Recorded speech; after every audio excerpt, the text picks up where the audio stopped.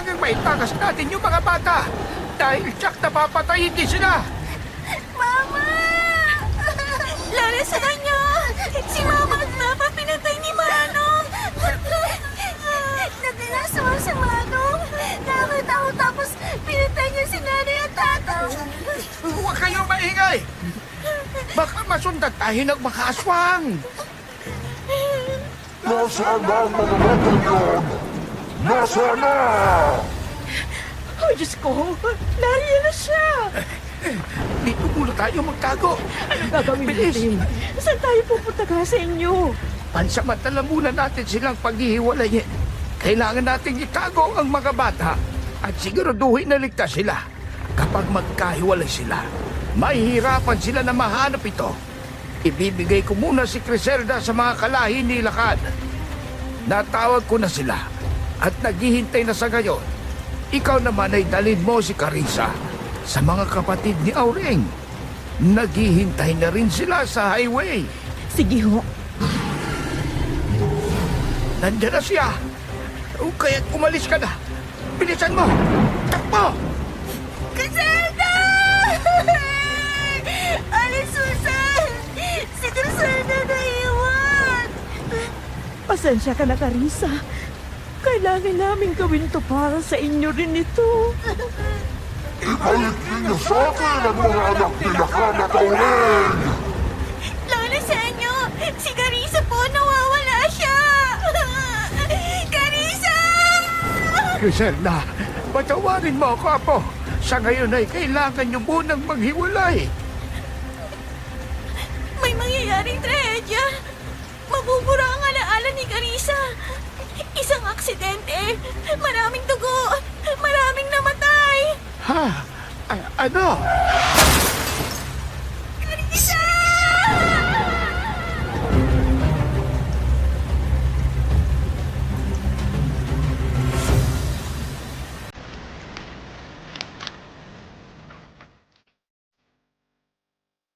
Lumingon ako sa labas ng bintana nang biglang bumuhos ng malakas na ulan at kumulog ng malakas. Ang sandaling yon ang nagbalik sa isip ko sa nakalipas. Nang gabing malakas din ang buhos ng ulan at kasabay ng iyak namin ay ang angil ng aswang na humahabol sa amin.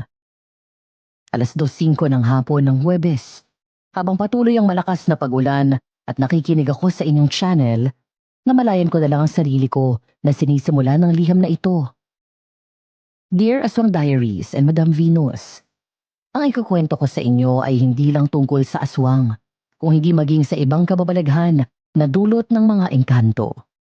Isang pangyayari na inakala ko'y tanging sa mga nobela at pelikula lang nakikita. Wala akong kamalay-malay na may malalim pala akong koneksyon sa mga nilalang na hindi kabilang sa mundo ng mga tao. Itago niyo na lamang ako sa pangalang Carissa. Ngayon ay 31 years old na. At ang ikukwento ko sa inyo ay nangyari 5 taon na ang nakalilipas. Nang magtrabaho ako bilang isang reflexologist sa Baryo Malinaw mula sa isang liblib na bayan sa isang probinsya sa gitnang Luzon. Sisimulan ko ang kwento ko isang gabi bago ang unang araw ko sa massage spa.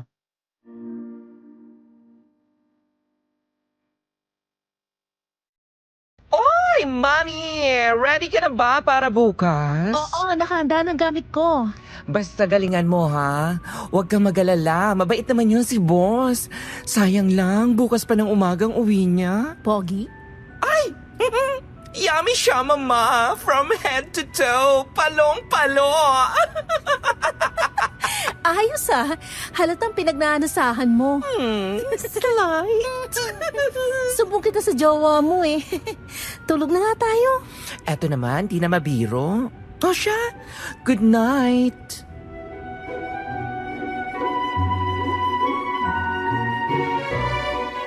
Mula sa Maynila ay nagbus lang ako papunta doon sa Baryo Malinaw. Ilang oras din ako nasa biyahe at kahapon lang ako dumating.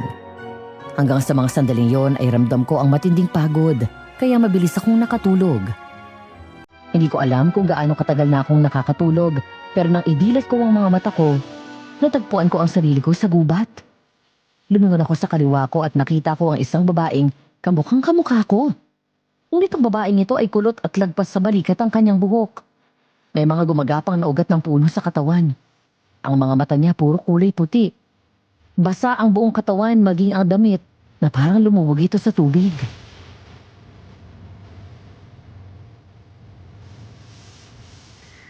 Sa ngalan ng liwanag at dugo, sa ngalan ng tinig ng apoy, tubig, hangin at lupa, isinusumpa kita, anak ng dilim, sa apoy ng puso, sa asin ng lupa, sa dahon na saksi ng buhay, itinataboy kita, itinatakwil kita!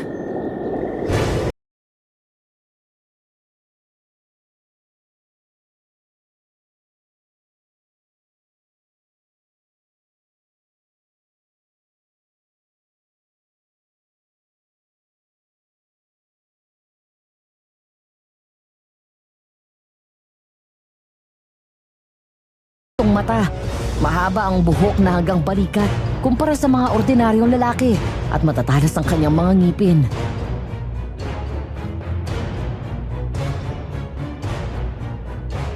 Griselda! May aswang! Huwag kang matakot, Teresa. Nandito ako. Hindi kita iiwan. Poprotektahan kita. Hindi na ulit tayo magkakalayo. Halika. Sumama ka sa akin.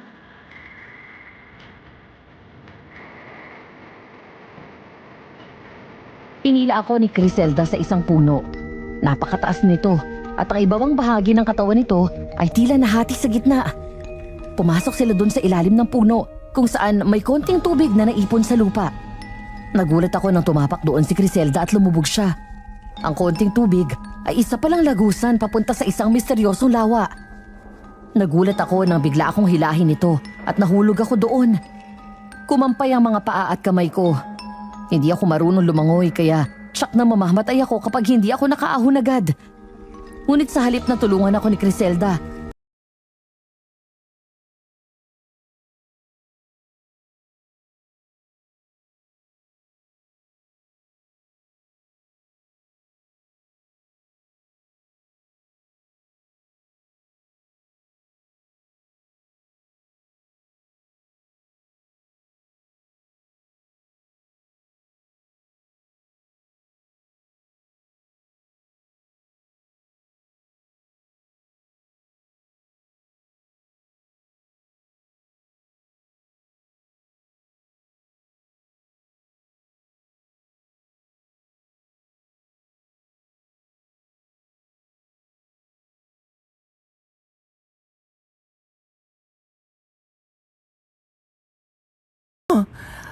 Binangungot ka na naman? Bangungot? Hindi. Nandun ako sa gubat. Malapit sa malaking puno tapos may lawa. Nandun siya, Vince. Yung babaeng kamukha ko. Bakla! Nandito ka sa kwarto mo at umaga na. Umaga na? Pero kakatulog ko pa lang ah. Bakla ka talaga! Sumasayaw na si Haring Araw sa labas, oh! Haya na tirik na! Tsaka anong klaseng panaginip na naman ba yan? Bakit basang-basa ka? Tingnan mo yung buong katawan mo para kang lumusong sa dagat.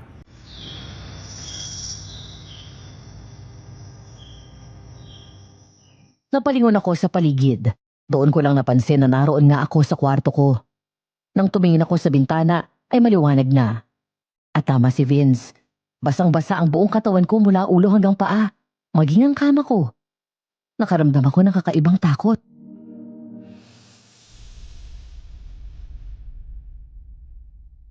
Sigurado ako, Vince. Totoong nasa kubat ako. Hinila ako ng babaeng kamukha ko sa isang misteryosong lawa. Hinila niya ako sa ilalim ng tubig. Ay nako bakla. Nakakatakot na yung nangyayari sa iyo, ha? Gusto mo kumonsulta tayo sa albularyo? Baka mamaya kasi namamatanda ka na. Albularyo? Meron pa bang ganun sa panahon ngayon? Girl, nasa probinsya ka na. Siyempre. Kalat pa yun dito, no? Pero maiba pala ako. Nabanggit ko na ba na anak ni Aling Susan na landlady natin ang may-ari ng massage pa? Hindi pa. Nandiyan na ba si Aling Susan? Oo, dumating. Gabing-gabi na. Tulog ka na yata, hindi na kita inabala. Bilisan mo at maligo ka na. Malapit ang maluto ang almusal natin.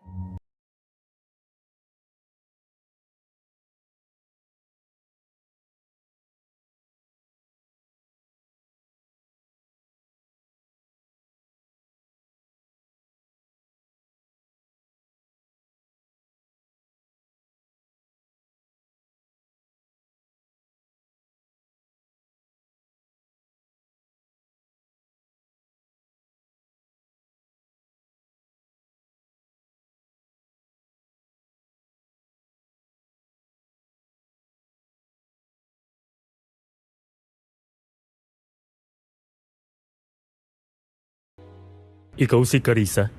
Yes, sir. Alika, sumunod ka dito sa opisina. Sandali lang ah. Good morning. Paupo ka din sa sofa. Good morning po. Pasensya ka na at hindi akong nakausap mo ng final interview. Kung hindi yung manager. Nasa bakasyon kasi ako eh. Ayos lang po. So... Saan ka ulit galing? Ay, sa Manila po. Sa Caloocan. Ang layo naman ng pinanggalingan mo. Paano ka napadpad dito sa Baryo Malinaw? Si Vince po talaga ang taga rito.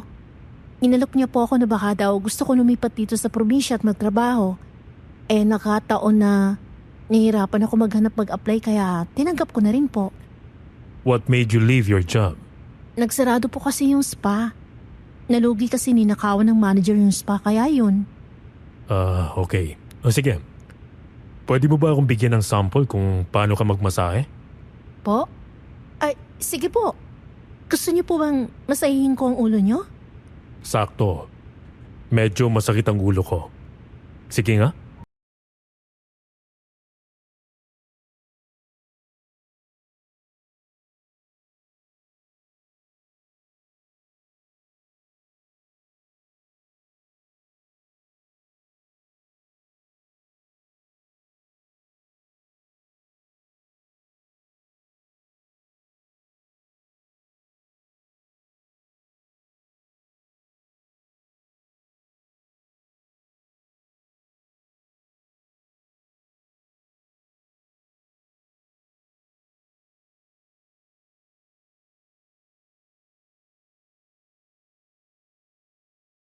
Ayos ah.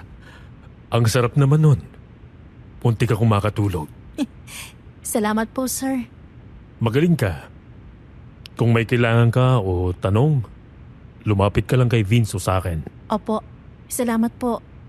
O sige, pwede ka nang lumabas. Sandali lang. Nagkakilala na ba tayo nun? Po?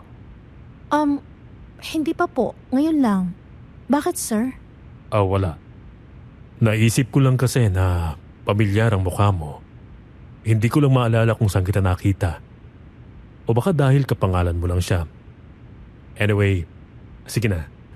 Makakalabas ka na.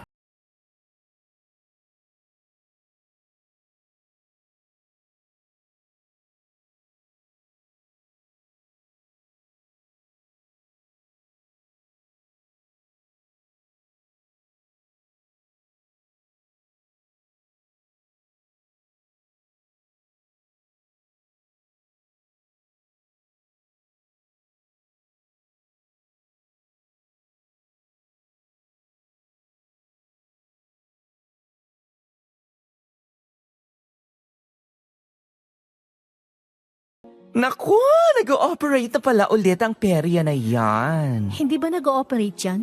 Minto na. Baka bago na yung may-ari. Tara, doon tayo bumili ng pagkain. Masarap doon.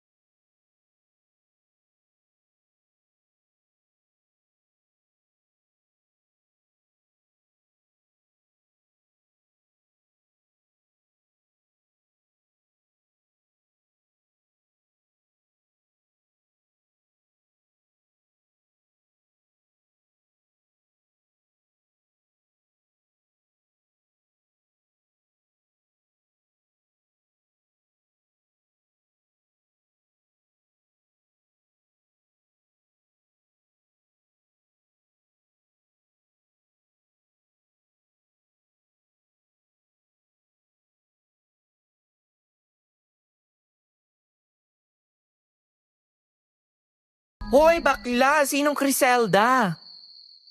Ha? Anong sabi mo?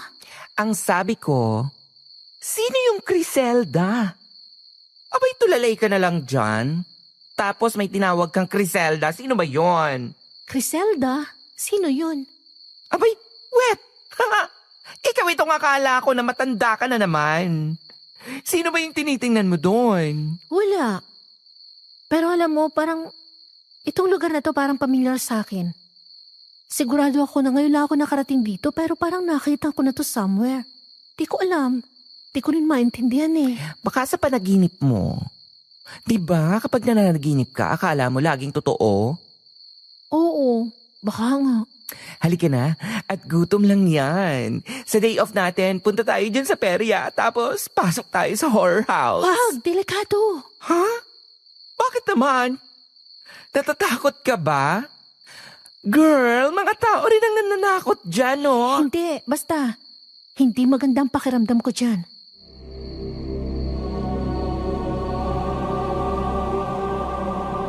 Lumipas ang mga araw at linggo hanggang hindi ko namalayan na 5 buwan na mula nang dumating ako sa Baryo Malinaw. Maayos ang naging trabaho ko sa massage spa. May mga naging suki agad ako na nagustuhan ng pagmamasahe ko. Mabait din naman ang mga kasama ko at madaling pakisamahan, lalo na si Marcos. Magkasundo kami sa lahat ng bagay. Dahil doon ako nakatira sa kanila, palagi kaming magkasama nito at magkausap. Para bang napakatagal na naming magkakilala. Samantala ng gabing yon ay nahuli akong umuwi dahil sa hinihintay kong customer na babae na suki at nagtagal ang sesyon namin. Dahil pwede namang lakarin mula sa spa hanggang sa bahay, hindi na ako nag-abala pang sumakay ng tricycle. Pasado 10:00 na ng gabi habang naglalakad ako. Bigla akong huminto nang maramdaman ng mabigat na hangin sa paligid ko. May sumusunod sa akin. Sino yan? Naghintay ako ng may sasagot, pero tanging mga kuliglig lang ang naririnig ko. Pinagpatuloy ko ang paglalakad hanggang marinig ko na lang na may mga yabag na sumusunod sa akin. Bigla akong nakaramdam ng matinding takot. Pinagpawisan ako ng malamig. Binilisan ko ang bawat hakbang ko kasunod na isang pamilyar na angel na minsan ko nang narinig sa panaginip ko. Sa wakas, natagpuan rin kita! Sino yan? Mabilis akong lumingon matapos marinig ang nakakatakot na boses na yun. Ngunit tanging ang madilim na daan lang at ang talahiban sa magkabilang gilid ng kalsada ang nakita ko. Dahil doon ay mas lalo akong natakot. Ang mabilis na lakad ay naging takbo. Kasabay nito ay narinig ko ang mabilis din na mga yabag. Sumusunod sa akin. Tumatakbo kagaya ko.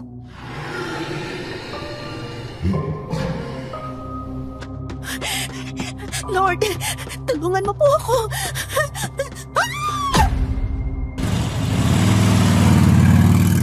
Bigla akong huminto nang makita ang isang motor na parating at nasilaw ako ng headlight nito.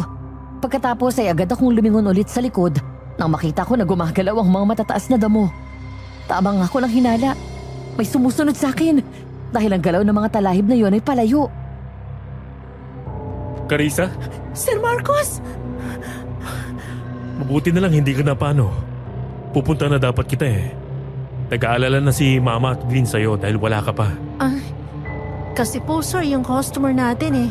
Kulang na lang pati kuyukot ng pati pamasahe. Halika na, sumakay ka na at umuwi na tayo. Naku sir, salamat po. Nakakaya naman nag-abala pa kayo. Wala yon. Mabuti na to kaysa mapahama ka. Sakay na. Sige po. Nasaan na pala yung kasama mo? Po? Yung kasama mong babae. Yung nakasunod sa'yo. Nasaan na siya? Saan siya umuwi? Wala pa akong kasama sir. Mag-isa lang ako. Ha? Paano nangyari yun? Eh, kitang-kita ko nasa likod mo siya. Hayaan mo na. Halika, sakay na. At umuwi na tayo. Kinabukasan, habang nasa spa kami at naghihintay ng customer, nakuha ang atensyon namin ng mga taong nagkakagulo sa kabilang gilid ng kalsada. Nagkukumpulan ng mga ito habang nakatingin sa direksyon papunta sa gubat.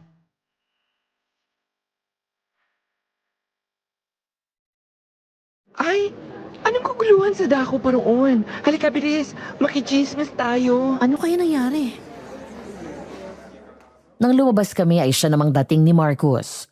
Tumayo rin siya sa tabi namin at tinignan din ang mga kaguluhan. Bukod sa mga tao ay may mga pulis din doon at paramedic. Maya-maya ay humahangos na dumating ang isang babae na umiiyak.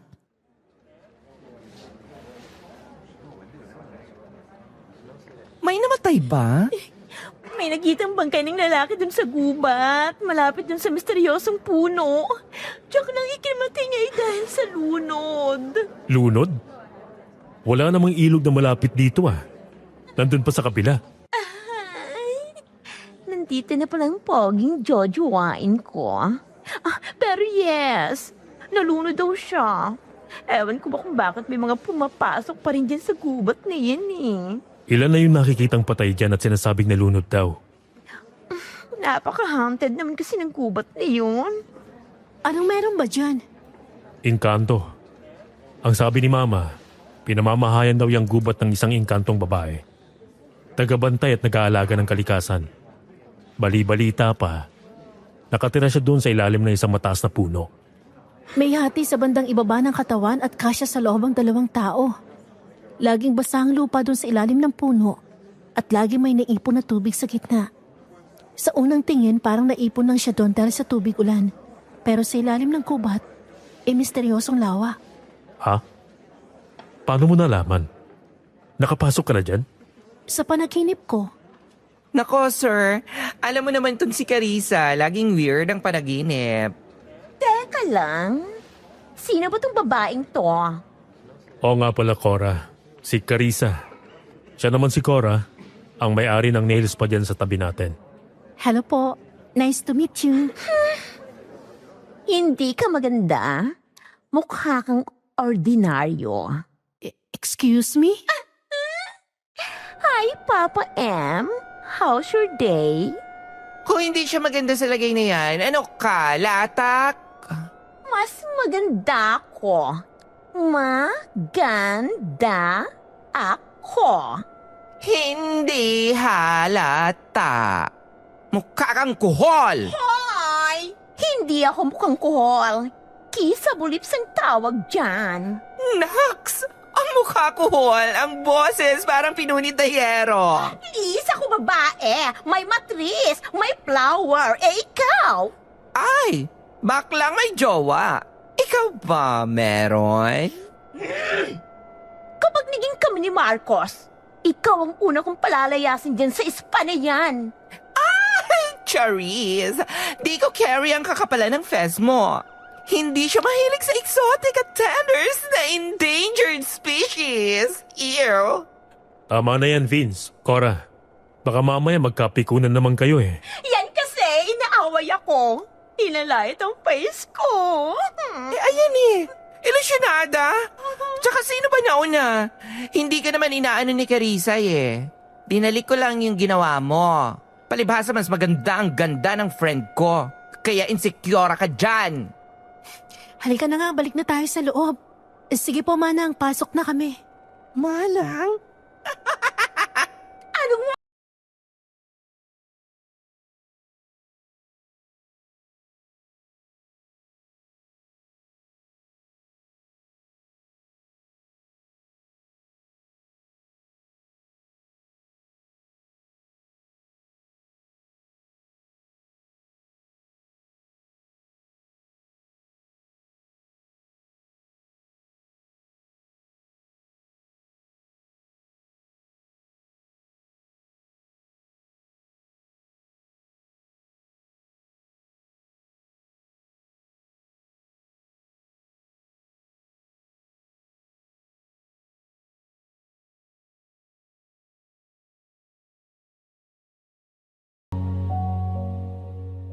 Hindi ka rin makatulog.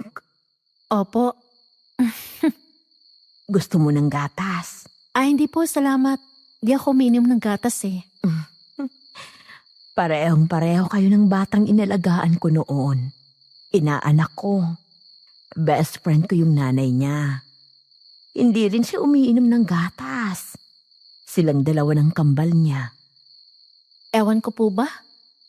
Basta ang naalala ko lang, ayoko sa gata sa simulat sa pulpa. Pasensya ka na nga pala. Dahil nung dumating ka ay tiyempo na nasa bakasyon ng anak ko. At ako naman ay nagpunta sa kapatid ko at dinalaw ko. Naku, wala po yun. Pinaliwanag naman ni Vince sa akin. Tagasan ka nga ulit? Sa Caloocan po. Mabuti at pinayagan ka ng pamilya mo na dito magtrabaho. Ang layo dito sa amin. Ang ulila na po ako eh. Yung mga nagpalaki sa akin na kamag-anak ko, hinayaan na po ako mula na mag-graduate ako ng high school. Ganun ba? Anong ikinamatay ng mga magulang mo? Kung ayos lang na pag-usapan natin. Di ko po alam eh. Hindi mo alam? Anong ibig mong sabihin? Ang totoo, Aling Susan, wala po ako maalala nung kabataan ko. Ang naalala ko lang mula 10 years old ako na nagising ako sa ospital. Na-aksidente daw ako habang paluwas ng Maynila. Nung buhay pa si Lola, yun una nag-alaga sa akin, wag ko na daw alamin, sabi niya. Ganun ba? Kung ganun, totoo yung kinukwento ni Vince na may mga bagay na nangyayari sa'yo na hindi mo maipaliwanag? Opo. Gaya po nung panaginip ko dun sa babaeng kamukhang-kamukha ko. Lagi kaming nasa gubat tapos tinatawag ko siyang Criselda. Ha? Kay, Diyos ko. Tapos yung mga panaginip ko po palaging akala mo totoo. Na naginip ako na nalunod ako sa isang lawa. Pagising ko basang-basa ako. Carissa, maaari ba kitang mayakap? Po? Sige po. Nagtataka man pero hinayaan ko si Aling Susan na yakapin ako. Lalo akong naguluhan nang umiyak siya at niyakap ako ng mas mahigpit. Hindi niya ako basta binitawan na parang isang inang nangungulila sa kanyang anak ng matagal na panahon. Salamat sa Diyos. Salamat sa Diyos at dininig niyang panalangin ko. Aling Susan? Ayos lang po ba kayo? Oo. Pasensya ka na. Nadala ako ng damdamin mo. Kamukha mo kasi yung inaanak ko eh. Hindi ko na rin alam kung anong nangyari sa batang yon. Sige na at mauuna na ako sa taas. Sige po. Nagtataka na sinundan ko ng tingin si Aling Susan. Bigla itong nagmamadali sa pag-akyat habang panayalingon sa akin. Maging ang gatas nito ay hindi inubos, kaya nilagay ko na lang yun sa ref. Habang nagpapalaman ako ng chicken spread sa tinapay, bumaba naman si Marcos. Nakasuot lang ito ng shorts at tank top. Kaya labas at humihiyaw ang bicep nito.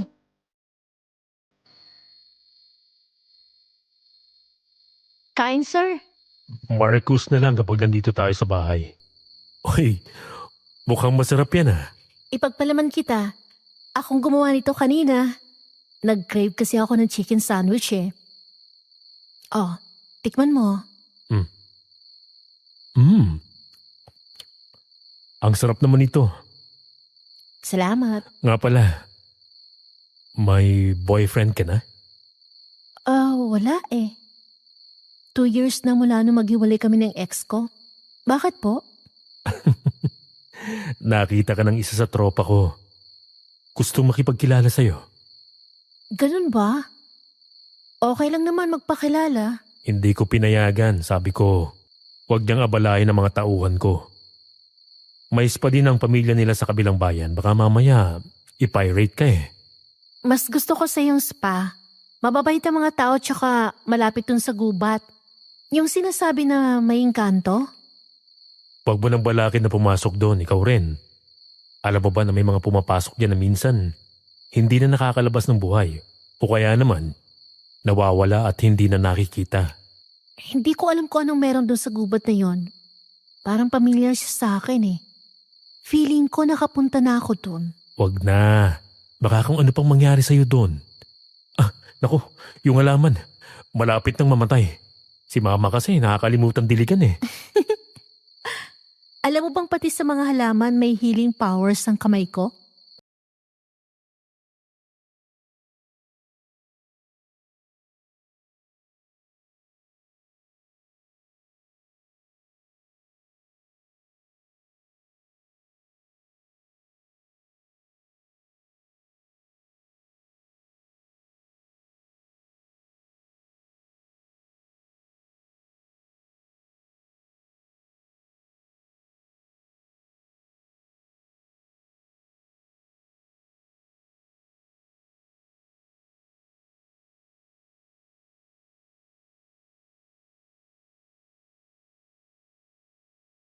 Gising ka na.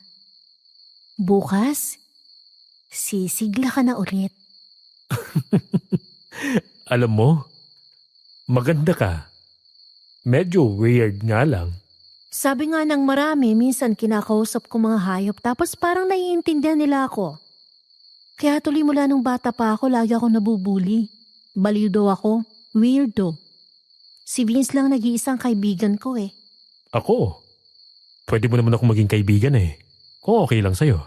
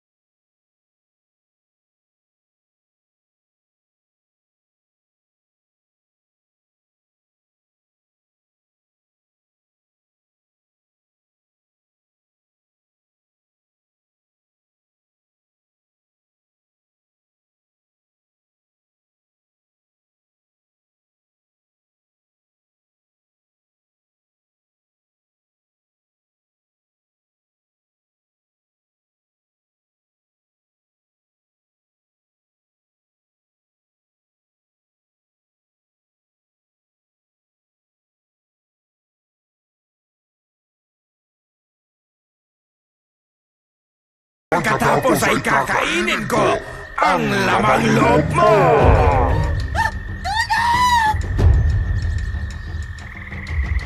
Mabilis akong tumakbo palayo.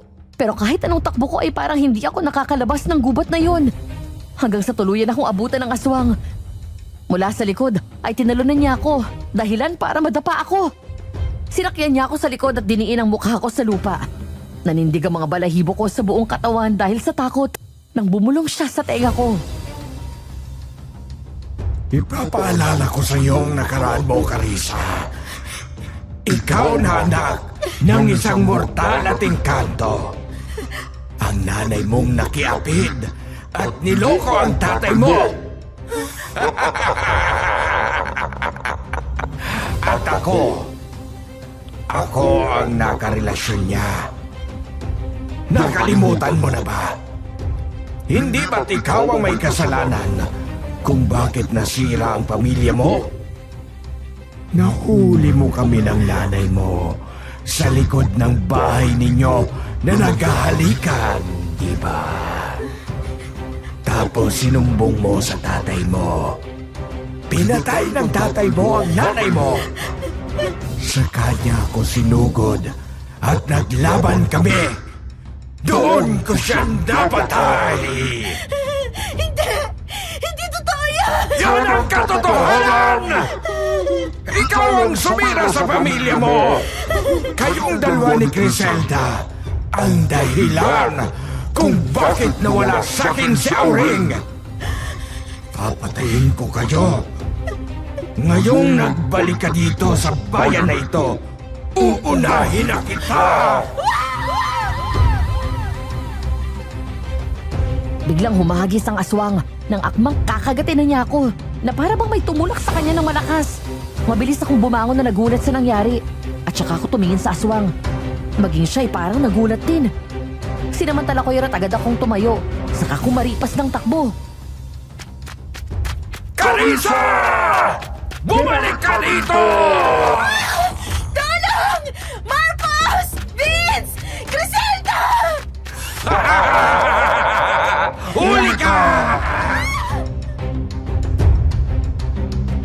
Nahablot ako ng aswang sa batok at hinila palapit. Pagkatapos sinakal niya ako ng mahigpit bago malakas na binalya ang katawan ko sa puno. Halos mapugto ang hininga ko sa higpit ng pagkakasakal niya sa akin. Sa sobrang higpit, bumaon ang koko nito sa leeg ko. Wala akong nagawa ng mga sandaling yon kundi ang umiyak at matakot. Nangihina na ako at tila anumang oras ay mawawalan ako ng malay. Papatayin kita! Ikaw ang dahilan kung bakit nawala sa akin si Auring! Ikaw! Bitawan mo siya! Humanap ka ng katapat mo, Lirio! Ako ang harapin mo! Bitawan mo ko! Ayun na naman siya, Madam Venus. Ang babaeng kamukha ko. Hinawakan niya sa braso ang aswang at parang balewala na pinilipit yon. Doon pa lang niya ako nabitawan. Hinang-hina na bumagsak ako sa lupa habang habol ko ang paghinga ko. Hindi ito ang mundo mo! Kaya hindi ka maaaring maghari-harian dito! Kapag hindi mo binitawan ang kapatid ko, papatayin kita! Ngayong magkasama na kayo, mas madali na sa akin ang patayin kayong dalawa! Subukan mo kung kaya mo! Wag mo kong minamaliit, Griselda! Hinahayaan kitang mabuhay dahil naghihintay lang ako ng tamang pagkakataon. Pero hindi ibig sabihin ay pinalagpas na kita!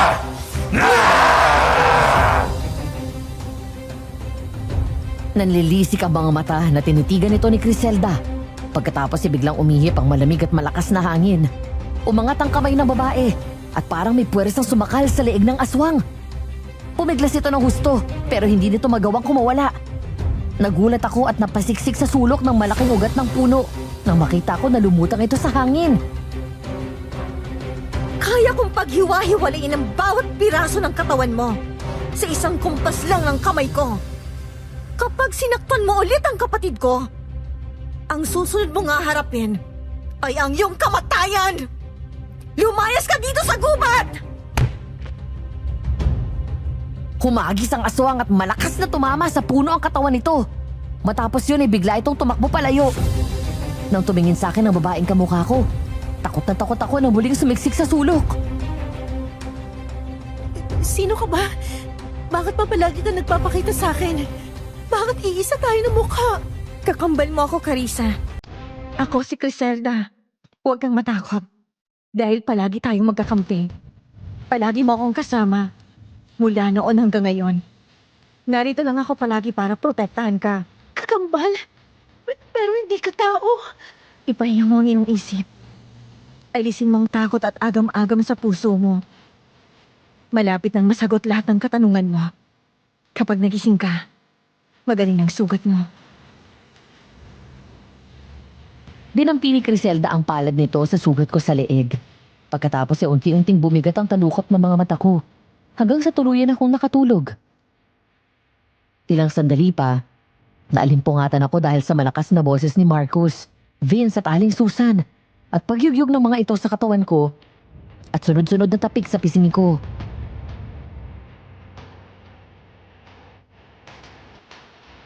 Carissa, gumising ka. Carissa, gising. Oy! Friend, wake up! Nakakaloka ka! Anong nangyari? Anong ginagawa ko dito sa kwarto ko? Carissa, binabangungot ka na naman. Nagising kami dahil sigaw ka ng sigaw. Bangungot?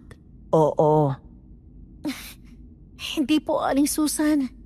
Nandun ako sa gubat. May aswang tapos gusto niya akong patayin.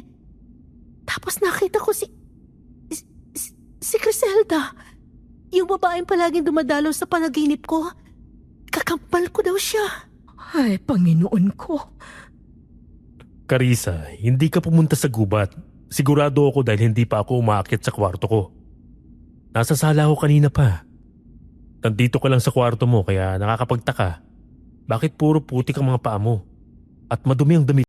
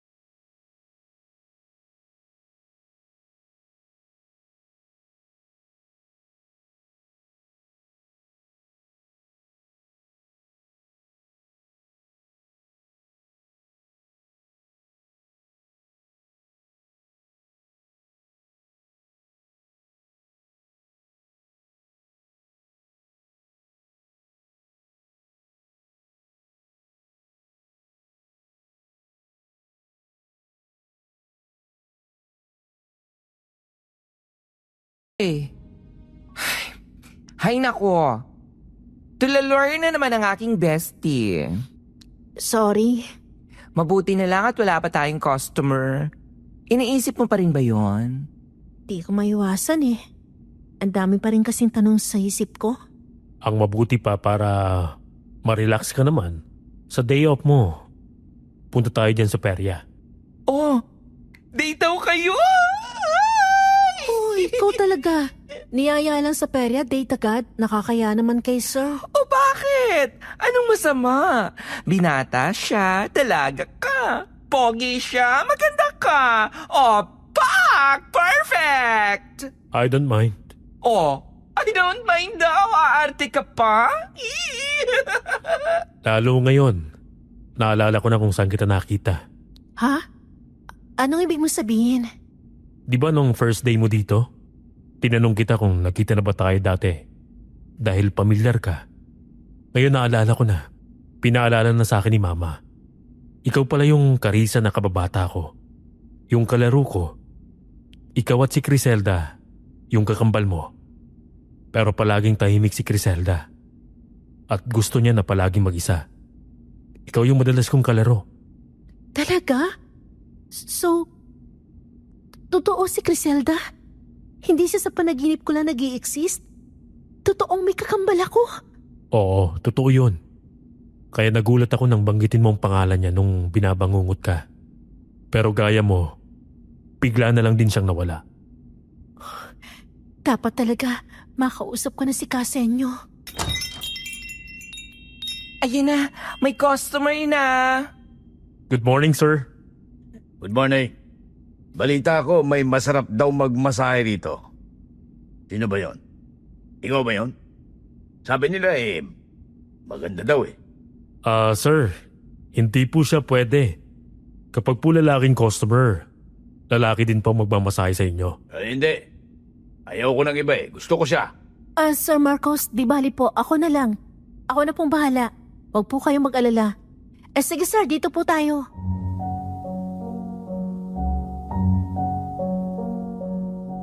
Wala kaming nagawa kundi pagbigyan ng customer. Pagpasok niya sa loob ng kwarto, ay agad ko siyang binigyan ng tuwalya at bathrobe para doon na maghubad sa dressing room. Habang ako naman ay hinahanda na ang gagamiting oil at lotion.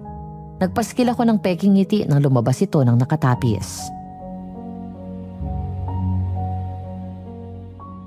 Dapa na po kayo, sir. Wala ba kayong extra service dito? Po? Extra service? Alam mo na. Pagkatapos ng masahe, yung junjung ko naman ang kailangan na mamasahe. Ha? Mawalang galang na po, sir. Massage parlor po ito, hindi ito beer house o cabaret.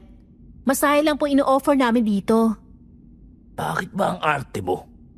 Babayaran naman kita eh. Nyari ka pa. Hindi ko lang alam, nagbibigay ka rin ng extra service sa iba eh. Ay, hindi ako ganong klase ng babae. Reflexologist po ako. Professional po ako at pinag-aralan kong ginagawa ko.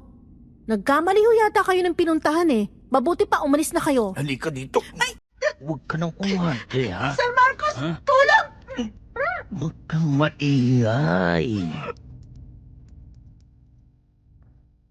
Nagpumiglas ako nang bigla akong hablutin ng lalaki at takpan ng bibig ko. Mas malaking lalaki ito kaya hindi ako nanalo sa lakas nito. Nagawa niya akong ihiga sa massage table. Pero hindi ako nagpadaig. At agad kong tinuhod ito sa pagitan ng hita niya. Sabay tulak palayo.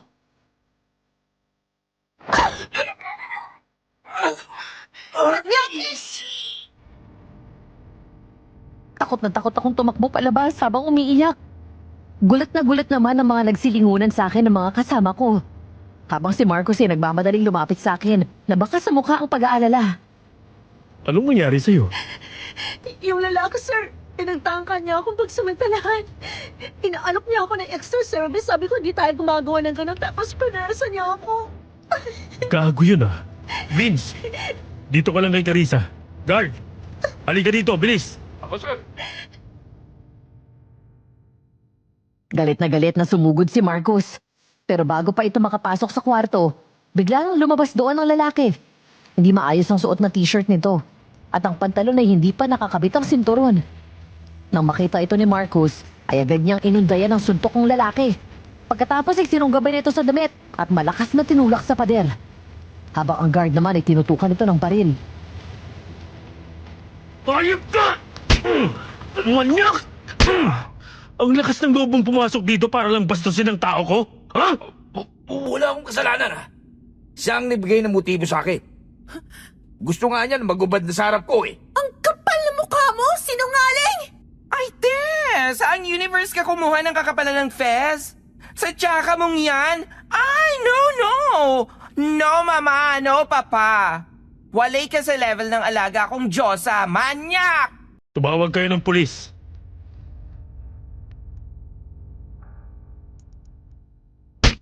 Biglang sinuntok ng lalaki si Marcus at tinulak ng malakas sabay karipas ng takbo pabalik sa loob ng kwarto. Mabilis nitong nilak ang pinto. Kaya sunod-sunod na binangga ni Marcus ang pinto gamit ang balikat tapos ay sinipa. Nang hindi pa rin mabuksan ay nagmamadali na ang staff namin na kunin ang susi ng pinto. Nang mabuksan na nga ang pintuan, nakita namin na wala na doon ang lalaki at bukas na ang bintana. Ay, ayun, sir! Duman sa gilid! Habulin natin, bilis! Tumakbo kami palabas at nakita namin ang lalaki na tumawid papasok ng perya. Agad namin siyang sinundan. Hanggang sa pumasok ito sa loob ng horror house. Susundan dapat ito ni Marcos hanggang doon. Pero mabilis akong tumakbo at pinigilan ito. Huwag ka nang sumunod dyan! Pero baka makatakas yun. Basta huwag kang papasok! Masama ang kutob ko! Halika na dito! Parating ng pulis!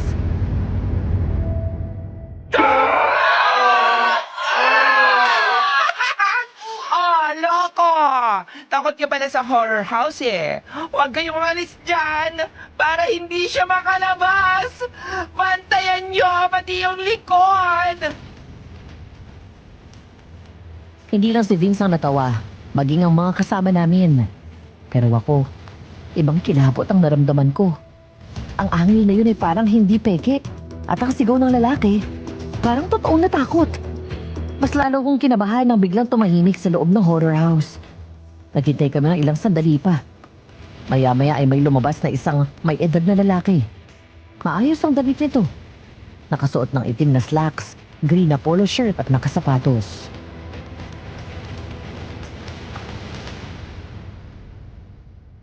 Sir, good afternoon po. Kayo po ba yung operator ng horror house? Ako nga. Ako si Pedro. Kayo yung taga dyan sa massage spa, di ba? May paglilingkod ba ako sa inyo? Opo. Ako si Marcus at sila yung mga tao ko. Itatanong lang po namin kung may nakita po ba kayong lalaking pumasok dyan. Medyo malaki ang tiyan at naka-shirt na puti. Nakaitim din na pantalon pero nakabukas yung sinturon. Lalaking naka-t-shirt na puti. Meron ho. Sinita ko pa nga dahil pumasok siya na hindi pa ako nag-ooperate. Pero lumabas din. Po? Saan dumaan yun? Hindi ko alam. May problema ho ba?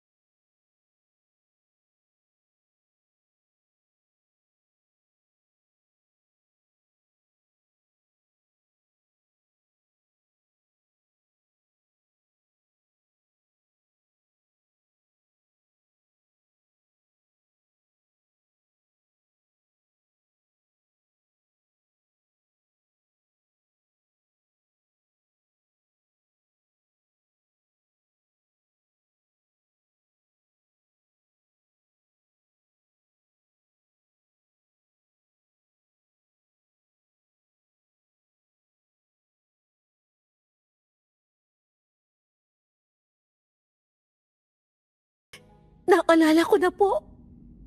Ninang Susan.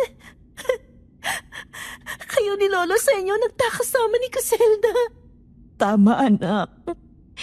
Ganun nga ang nangyari.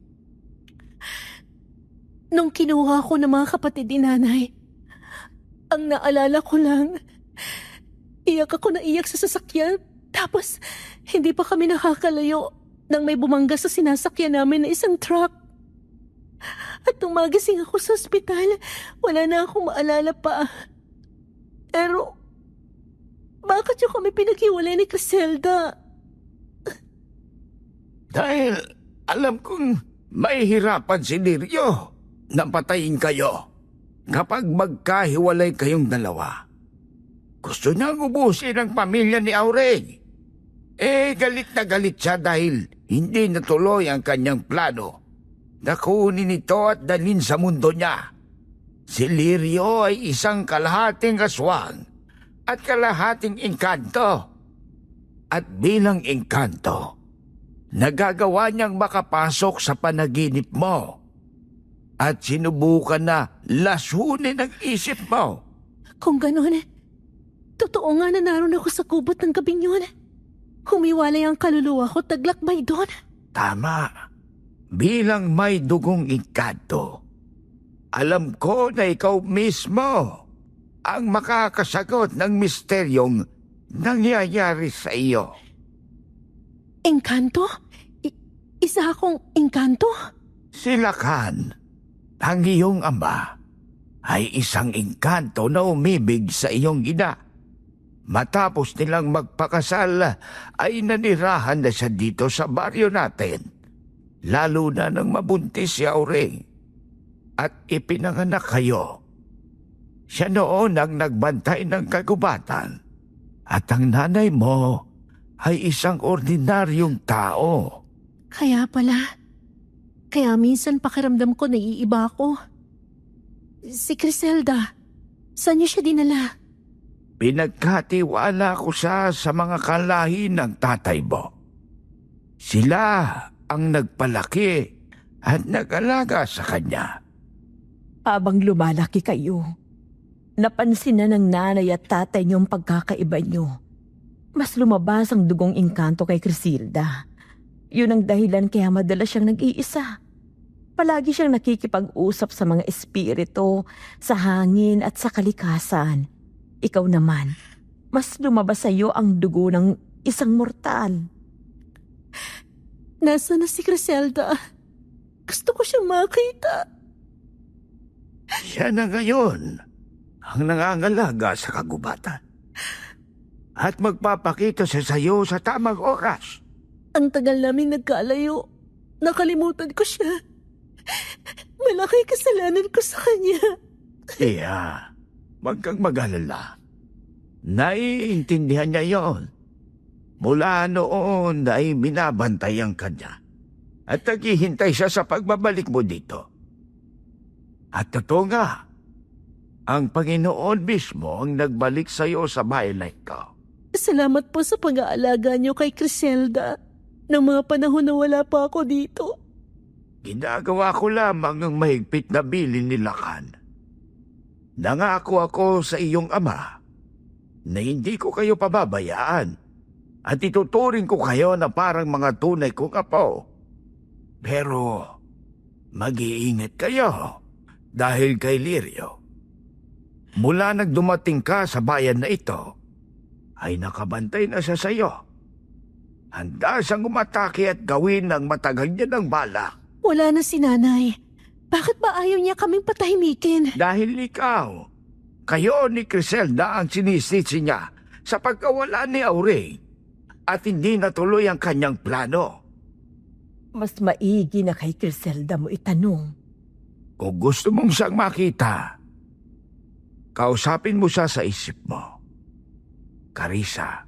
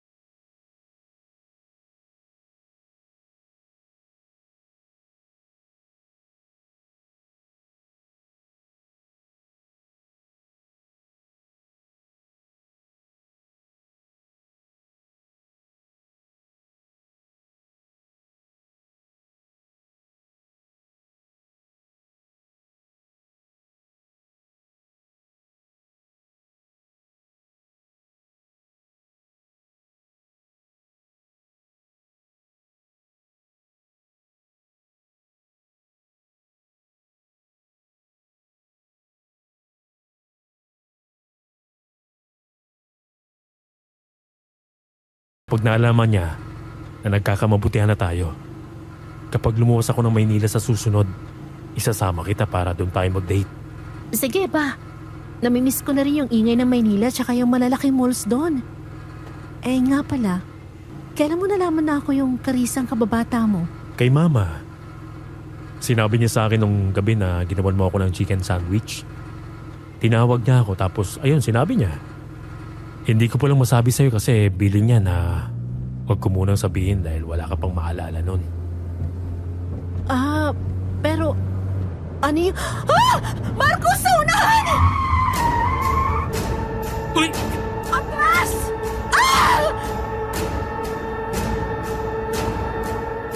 Agad akong sinunod ni Marcos at inatras ang kotse. Dahil sa unahan namin ay walang iba kundi ang aswang. Sa pagkakataong ito ay hindi na yon isang panaginip. Totoo na ang lahat ng nangyayari at kasalukuyan niya kaming hinahabol. Takot na takot akong kumapit habang mabilis ang pag-atras ni Marcos. Hanggang sa bigla itong huminto, sabay tapak ng mariin sa accelerator. Napasigaw ako nang salubungin ito ng aswang at sinubukang banggain ang kotse. Pero nagulat kami nang bigla itong tumalon at sumampas sa hood ng sasakyan at tumalon sa bubong. Marcos! Marcos, ano gagawin natin? Basta kumapit ka na mabuti. Halika dito, babae. Dahil sasama ka sa akin! Iwan mo ako! Carissa! Nang basagin ng aswang ang salamin ng bintana sa gilid ko, ay agad ako nitong hinablot sa braso at pilit na hinihila palabas. Ngunit nanlaban ako. Pilit akong tumayo habang si Marcos naman ay hinihila rin ako. Halos kumandong na ako sa kanya habang nagmamaneho siya. Nang tinukod ko ang isang paa ko sa pinto ng kotse, sabay sipa ng malakas sa aswang ng isa pa. Tigilan mo na ako! Mamatay ka na! Kumapit ka sa akin na mabuti. Sumunod ako at yumakap sa kanya.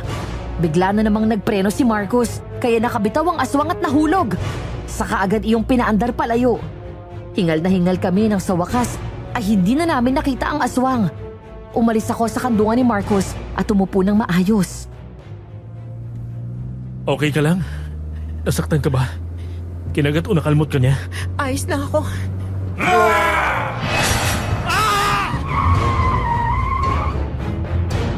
Biglang nakaabig ni Marcos ang kotse pakaliwa. Matapos biglang sumulpot ang mukha ng aswang sa windshield at binasag yon, kaya agad kaming bumangga sa puno. Mabuti na lang at bigla niya akong nayakap at lumabas ang airbag ng kotse nito, kaya ligtas kami at hindi nasugatan ng malala. Nang lumingon kami sa paligid ay nawala na ang aswang. Kinuha ni Marcos ang mahabang tubo sa gilid ng upuan. Bago kami nagmamadaling bumaba at mabilis na tumakbo. Saan ka pupunta, Carissa? Ayan na naman siya! Huwag kang mag-alala. Dahil hindi na kita papatayin. Dahil ikaw ang ipapalit ko sa nanay mo. Kukunin kita at isasama sa mundo ko bilang kabayaran sa pagsira mo sa relasyon namin ni Auring. Magpapakamatay na lang ako kesa sumama sa'yo! Hindi ako papayag na makuha mo siya sa akin! Kung ayaw mong magaya kay Lakan, huwag kang makialam! Hinabol kami ng aswang hanggang sa maabutan kami. Agad akong nagtago sa likod ni Marcos. Nang nagtangka itong hablutin ako at malakas niyang pinalo ng tubo ang mukha ng aswang. Hindi lang isa, kundi 3 beses. Pagkatapos ay sinipa niya ito ng malakas. Nang may makita akong isang piraso ng bakal sa gilid ng daan. Matulis yung dulo. Dinampot ko yun at agad binigay kay Marcos. Kaya nang muli itong sumugod bago siya makagat, ay nagawa nitong isaksak sa dibdib nito ang bakal na yun. Halika na! Bilis! Carissa!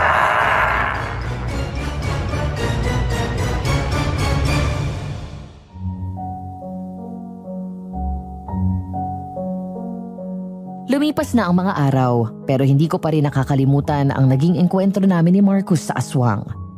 Hanggang sa mga sandaling ito, ay palaisipan pa rin sa akin ang tungkol sa mga sinabi ng aswang na ako ang ipapalit niya sa nanay ko.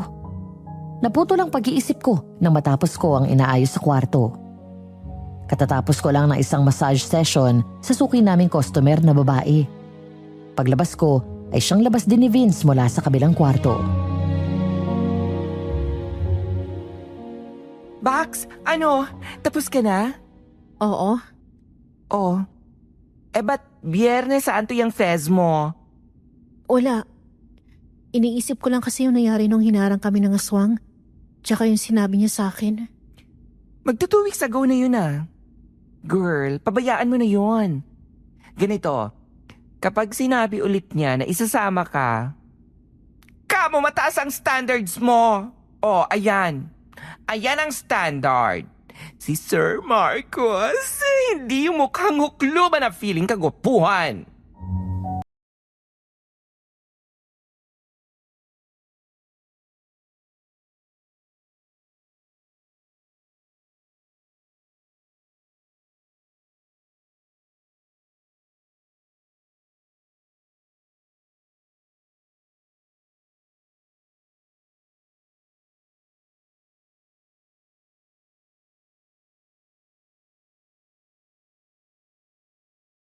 Namin ay mapunta sa labas at sa pamangkin ni Cora na makulit at may pagkasalbahe. Ay naku, eto na naman ang batang demonyito. Napakakulit at salbahe. Ay nako, di mo lang ba dinidisiplina ng mga magulang niya yan? Lagi nanginira dito sa compound. Kung hindi halaman natin, binabasag salamin ng ibang shops o kaya nang babato ng mga customers. Naku! Kung hindi lang talaga bata yan, kinutusan ko yan.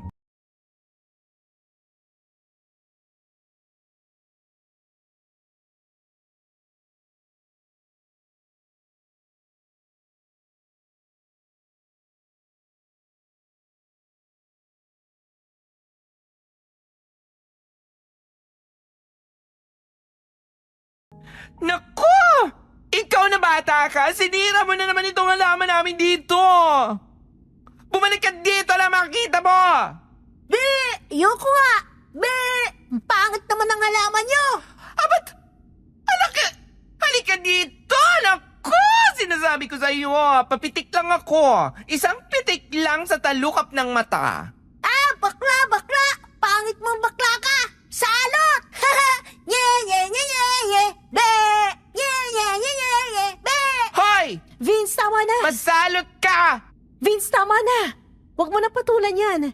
Kulang sa pansin ng mga ganyan ng mga bata. Ah! Aray!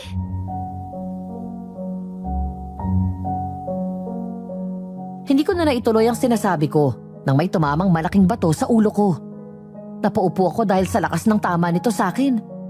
Mabilis akong dinaluhan ni Marcos at kahit ako'y nakaramdam na ng inis sa bata. Aba, loko tong batang to ah. Tinamaan! Be! Buti nga sa'yo! Halika dito! Hoy! Sinisigawan mo bang pamangkin ko? Oh! At gusto ka din siyang kutusan, pwede ba? Disiplinahin mo yung batang yan. Nakakaperwisyo na yan eh. Nananakit na. Pinuto niya si Carissa? Sa halip na mag-sorry, tumawad ng belat pa? Bata yan, naglalaro yan. Hindi mo dapat pinapatulan. Ay, hindi! Iba ang laro sa perwisyo. Ilang halaman na namin ang sinisira niyan. Vince, tama na yan. Ma'am Cora, pasensya na po pero tama si Vince.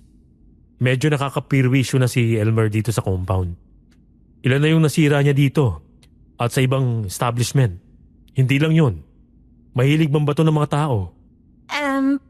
Pasensya ka na, Marcos. Nagbibiro lang yan. At saka palagpasin mo na. Babawi na lang ako sa'yo. Punta ka sa bahay.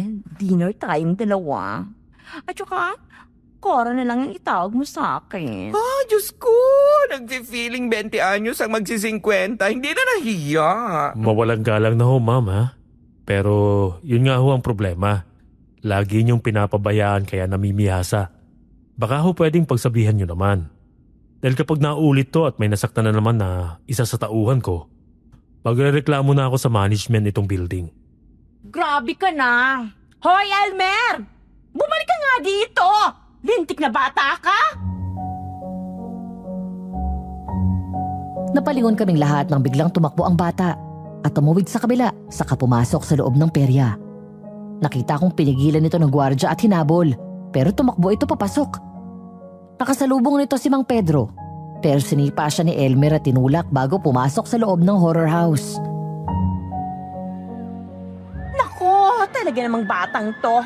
Palibhasa 5 puyo. Akala mo pinaglihi sa 10 demonyo.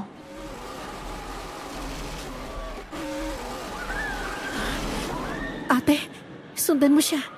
Baka kung mapano siya sa loob, mapapahamak si Elmer. Pabayaan mo siya. At nang tubuan naman ng takot sa katawan. Diyan na nga kayo. May customer pa. Ate, sandali lang. Ate, yung bata. Baka kung mapano bata. Anong ibig mong sabihin? May masama akong nararamdaman. Nandun siya. Sino? Yung aswang. Nandun siya sa loob ng horror house. Ha? Carissa,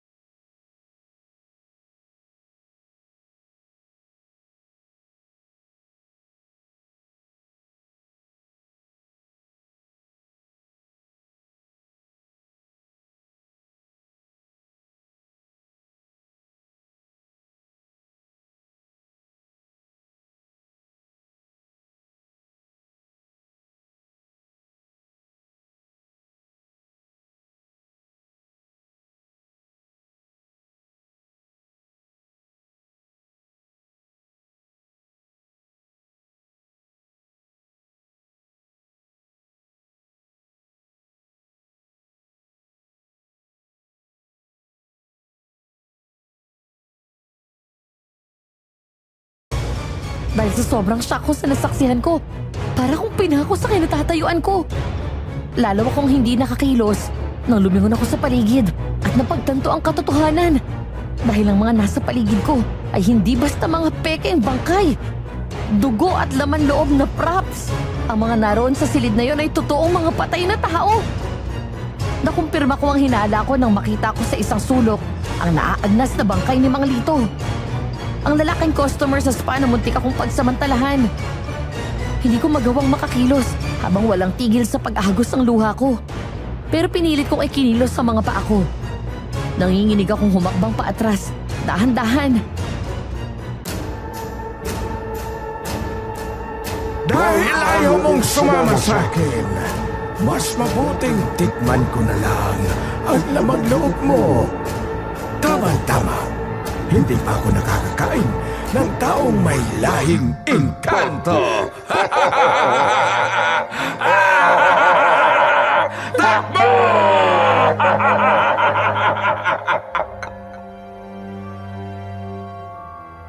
Doon ako mabilis na tumakbo at agad hinabol ng aswang. Diretso, liko sa kanan, liko sa kaliwa. Hindi ko na maalala kung saan ang daan palabas. Hanggang sa pagliko ko, napunta ako sa isang dead end. Sumiksik ako sa sulok nang dumating ang aswang. Wala ka nang mapupuntahan ngayon. Sa akin ka na, Carissa! Tulungan niyo ako! Marcus!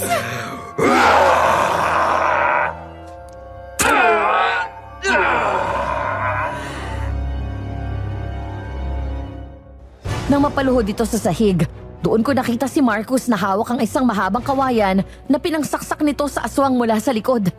Tumagos ito hanggang sa dibdib nito sa harap at tuluyan na bumagsak. Mabilis akong nilapitan ni Marcus at niyakap. Hindi ako makapasok. May nagkandaro ng pinto sa entrance. Mabuti na lang. At nakadaan ako sa likod. Si Elmer! Marcus, wala na siya! Pinatay siya ng aswang! Ano?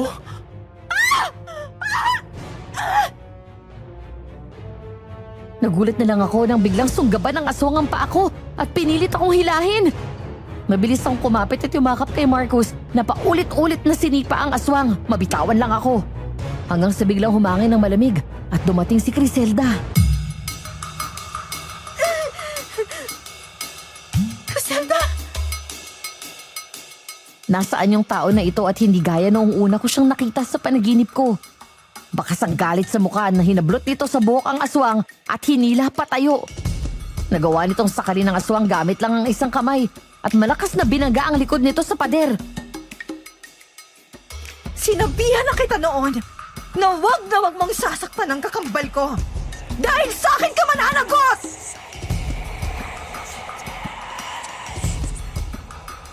Nagsimula itong sumambit ng dasal na hindi ko maintindihan. Kasunod nito ay ang malakas na sigaw ng boses ng aswang. Nanginginig ang katawan nito at mula sa bibig ay may itim na usok na lumasok. Kasunod nito ay tuluyan ng namatay ang katawan ng aswang.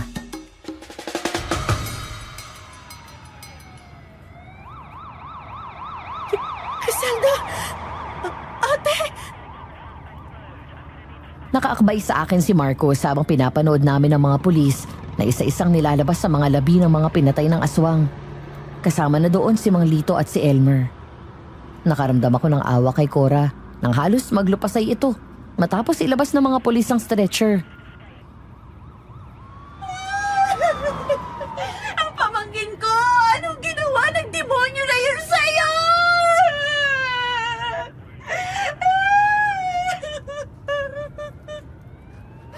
Walang may gusto sa nangyari sa bata, pero kasalanan din nila bakit nagkaganyan. Hinayaan lang niya na pumasok doon kahit sinabihan mo.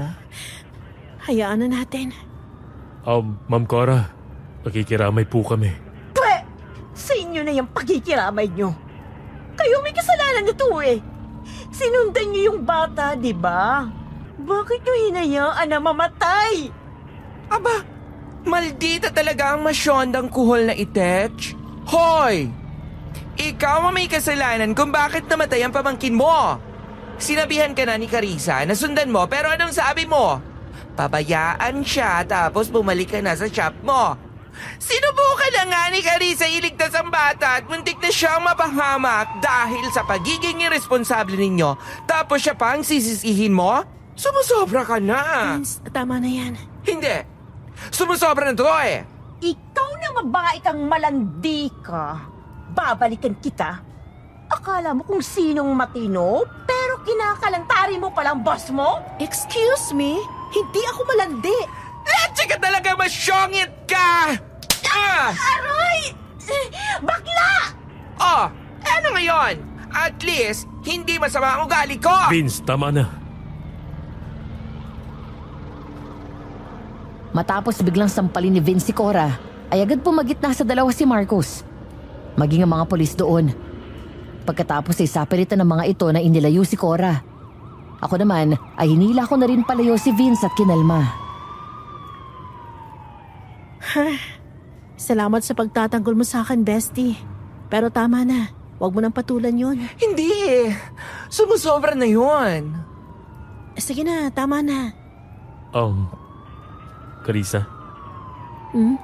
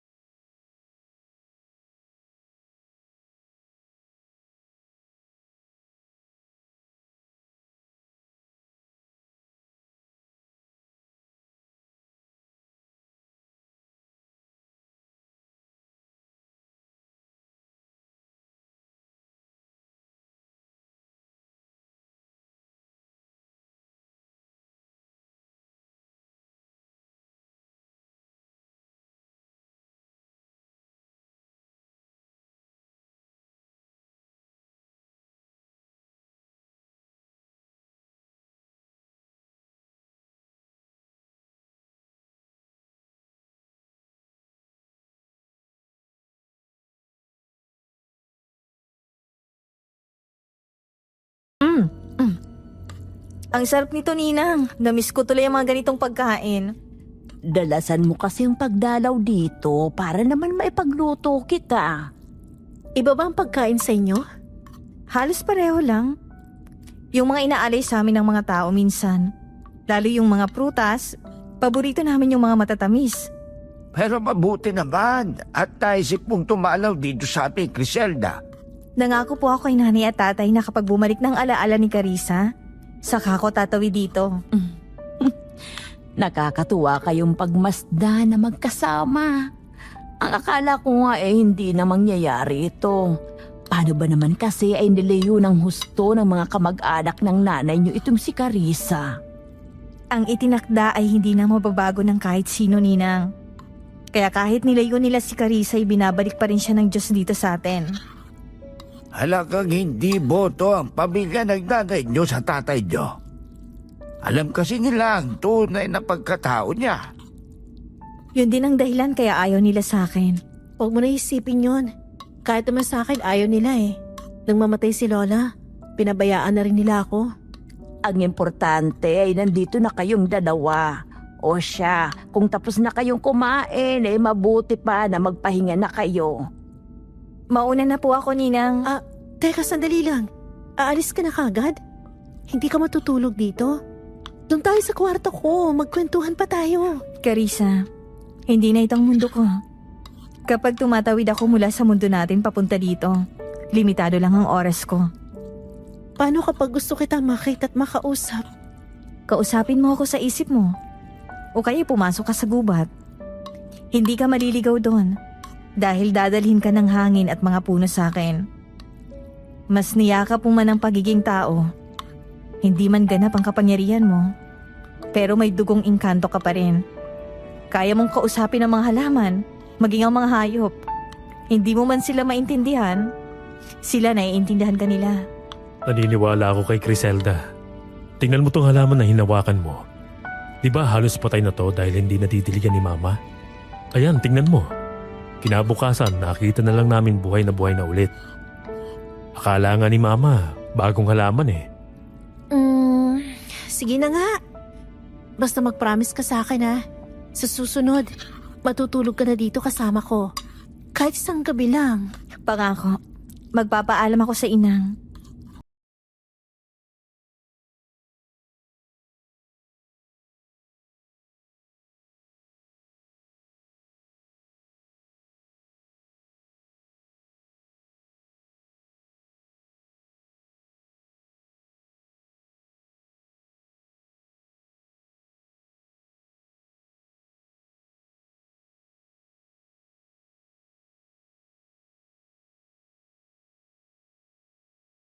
Siyang nanay ni tatay, ang lola natin. Marami pa tayong mga kamag-anak doon. Talaga? Maganda ba dun? Sobra ang ganda sa mundo nila, Criselda. Minsan na akong dinala roon nila ka. Yung isang buong araw ko doon. Halos 1 linggo na ang katumpas dito sa atin. Isang beses isasama kita doon. Sige. Oy, saglit lang naman. Paano ako? Ibabalik ko rin siya. Ikaw naman, no? Paano, Carissa? Mauna na ako. Ninang Susan. Lola Senyo. Mag-iingat ka ha.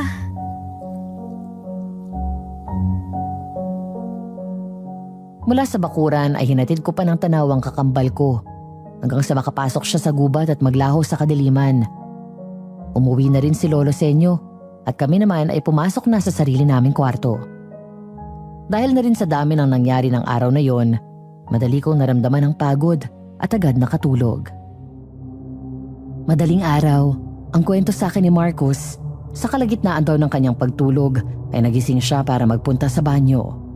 Pabalik na siya sa kwarto niya nang mapansin na bukas ang pinto ng kwarto ko. Kaya nagtataka na sumilip daw siya sa loob. Nang makitang wala ako doon ay bumaba siya. Labis daw siyang nagtaka dahil naabutan niyang bukas ang front door maging ang gate.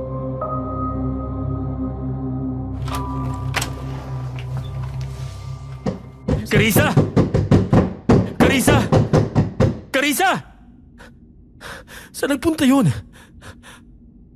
Ma! Mama! Gising! Oh, bakit? Kulang na lang gibain mo yung pinto. Nawawala si Carissa. Nagising ako at nakita ko na wala na siya sa kwarto niya. Tapos bukas na yung pinto sa ibaba at yung gate. Ano? Sir, ano nangyayari? Tulungan mo ako, Vince. Hanapin natin si Carissa. Nawawala siya.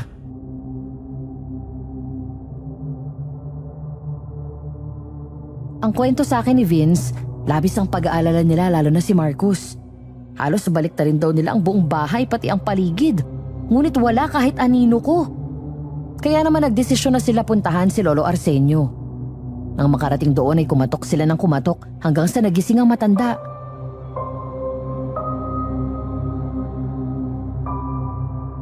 Lolo Senyo! Lolo Senyo! Kasenyo! Tao po! Anong nangyari at napasugod kayo rito? Nawawala po si Carissa. Ano ka mo?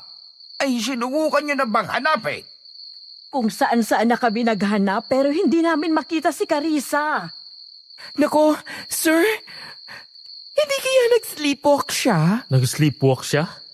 Opo, ilang beses na yung nangyari sa kanya kahit noong nasa Manila pa kami. Parang yung nangyayari sa kanya na nananaginip siya, na nalunod daw siya. Tapos pagising niya, basang-basa siya. Hindi niya maipaliwanag kung bakit. Parang ganon. Hindi niya alam na naglalakad siya ng tulog. Basta ang sabi niya, may tumatawag daw sa kanya. Ang nasa isip niya, kising siya. May nararamdaman ako hindi maganda.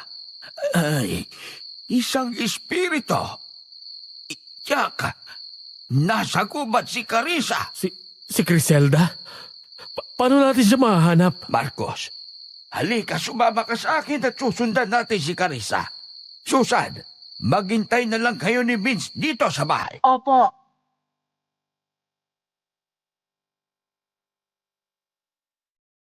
Nagmamadaling nagbihi si Lolo Arsenio bago lumabas. Paalis na lang sila nang may makita daw si Marcus na isang itak at balisong sa bakuran ng bahay ng matanda. Para daw sigurado ay kinuha niya yon at dinala para may panlaban siya sakaling may aswang. Mula sa kubo ay nagmamadali silang tumakbo papunta sa gubat. Ang kwento sa akin ni Marcus, hindi daw niya alam kung saan sila pupunta. Basta sumunod na lang siya sa matanda habang sinisigaw ang pangalan ko. Carissa? Carissa, nasaan ka na?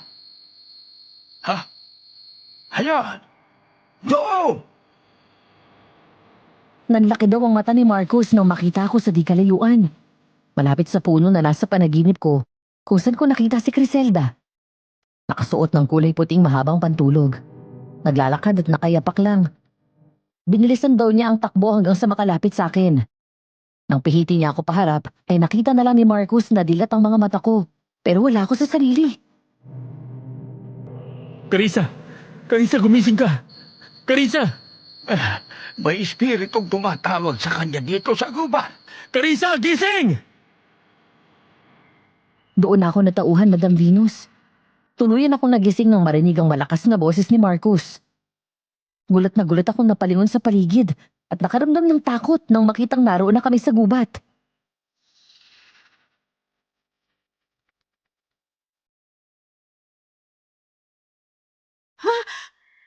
Anong ginagawa ko dito? Naglakad ka ng tulog. Sabihin mo sa akin, may napanaginipan ka ba? Na tinatawag ka ng boses ng kung sino? Oo, si tatay. Boses ni tatay ang naririnig ko. Basta sumunod na lang ako sa pinanggagalingan ng boses niya.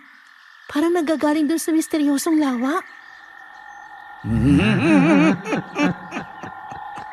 Salamat ang tumanggap ka sa patibong ko, Carissa. Lolo Senyo, aswang ka? Pero akala ko isa kang albularyo. Tapos na akong magpanggap. Panahon na para patayin ko kayong magkapatid. At kunin ang dapat ay sa akin. Anong kasalanan namin sa'yo? Ang ama mo, mayroong malaki. Inagaw niya ang teritoryo ko dito sa gubat. Noong umibig siya sa isang mortal. Ang akala ko ay mapapasa akin na ito dahil mas pinili niyang manirahan dito sa mundo ng mga tao. Pero hindi pa rin niya ito binigay sa akin. At sa halip, ang anak daw niya ang magmamana nito. Sinasabi na nga ba't hindi ikaw ang Lolo Senyo na nag-alaga sa amin? Criselda, anong ibig mo sabihin? Matagal nang patay si Lolo Senyo. Doon pa lang sa bahay ni Ninang Susan, iba nang pakiramdam ko sa kanya. Kaya ayoko man umalis, kinakailangan kong umuwi para makasiguro sa hinala ko. Wala nang kaluluwa ni Lolo Senyo sa katawan niya.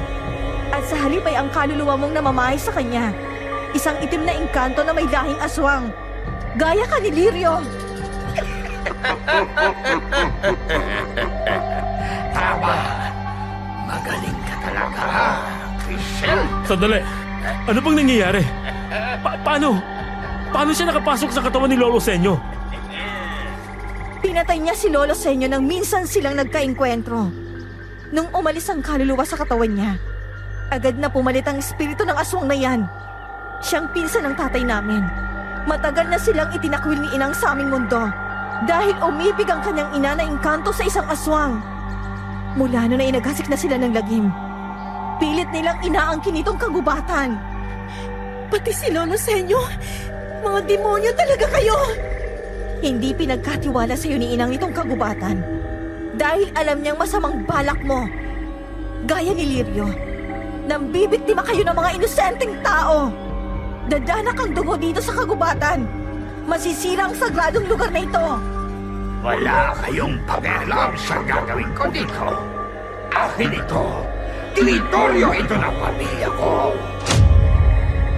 Matagal nang pinalayas ng Inang ang pamilya mo dahil sa hindi ninyo pagtupad sa alituntuin ng kalikasan. Yan ang nagdala sa mga magulang nyo sa kamatayan. Ginamit mo lang si Lirio? Oo! Ginamit ko siya para sirain ang relasyon ng mga magulang ninyo. Ako ang nag-utos sa kanya na patayin kayo. Hayop ka! Pagbabayaran mong kalapastangan ang ginawa mo sa pamilya ko! Marcos, ilayo mo na si Carissa! Oo, halika na Carissa. Agad akong hinila ni Marcus palayo sa lugar na yon. Gustuhin ko man tulungan si Criselda, wala akong lakas at kapangyarihan gaya niya. Hanggang sa huminto ako at sabay kaming lumingon ni Marcus nang marinig namin ang malakas na sigaw ni Criselda. Uunahin kitang patayin. Hindi ka nararapat na maging bantay ng kagubatang ito dahil ang ina mo ay isang mortal! Kesa naman sa'yo! Anak ng isang demonyo! Mas malakas kami sa inyo! Hindi ako pwedeng umalis! Ano? Pero delikado dito. Marcos, hindi ko pwedeng iwan lumalaban mag-isang kapatid ko. Kailangan kong bumalik. Sige, halika na. Huwag ka mag-alala. Akong bahala sa'yo. Gamitin mo tong patalim. Tumakbo kami pabalik. Eksaktong hinagis ng aswang si Criselda. Doon ko lang napagtanto na mas sigit itong malakas kumpara sa naunang aswang na kalaban namin. Kung yun ay hindi umubra kay Criselda, ngayon ay hirap ang kapatid ko na kalabanin siya. Nang makakuha ako ng tiyempo, bigla akong tumakbo palapit. Hindi ko na naisip ang sarili kong kaligtasan dahil ang mas inalala ko ay si Criselda. Hayop ka!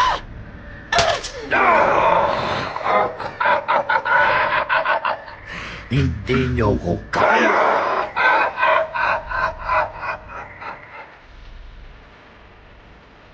Nang masaksak ko ang aswang sa likod, ay mabilis itong nakalayo mula sa akin at nasugabad ako sa leeg. Dahil napunta sa akin ang atensyon ng aswang, hindi nito napaghandaan ang biglang atake ni Marcus.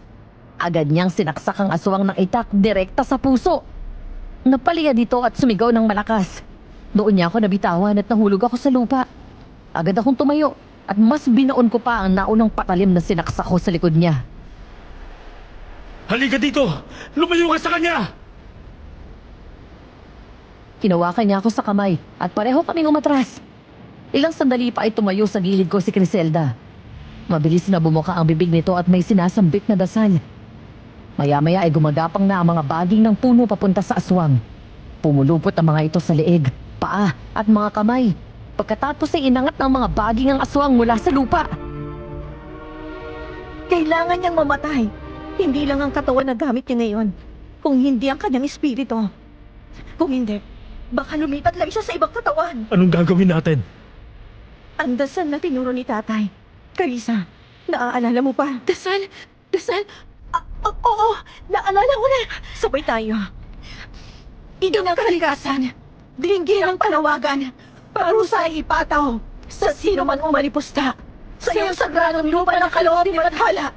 Sa ngalan ng apoy, lupa, hangin at tubig. Ikaw ang sinusumpa. Ikaw ay mawawala. Inang kalikasan.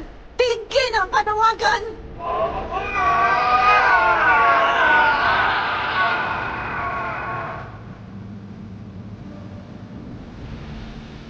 Biglang humigpit ang mga baging na nakapulupot sa leeg ng aswang, hanggang sa halos mawala na ito ng hininga. Maya-maya ay lumuwag ang mga baging at binagsak sa lupa ang aswang. Nangihina at namang oras ay tuluyan ng mamamatay. Nilapitan ito ni Criselda. Itong tatandaan mo, aswang. Sa mundo man ng mga tao at engkanto, isa lang ang katotohanan na dapat mong tanggapin. Kailanman ay hindi mananalo ang kasamaan. Kung ganon, sisiguraduhin ko na may isa akong isasama sa kamatayan. Teresa!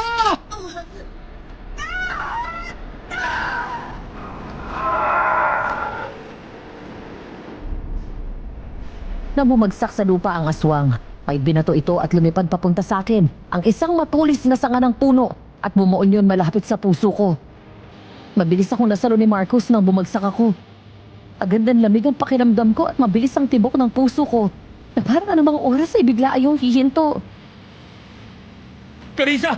Carissa! Criselda, tulungan mo siya! Hindi. Isang lason. Ano?